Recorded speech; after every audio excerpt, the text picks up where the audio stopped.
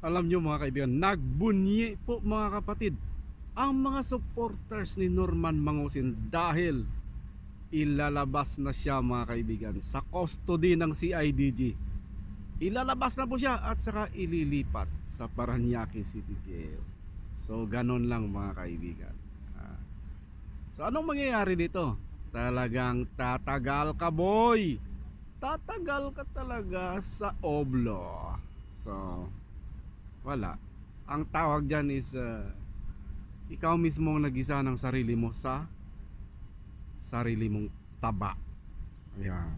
So hindi ka kasi nahimik eh. For life na talaga at saka sagad na sa buto yung kayabangan. Hindi ka marunong manahimik. Kahit tulog ka ay nagyayabang ka pa rin.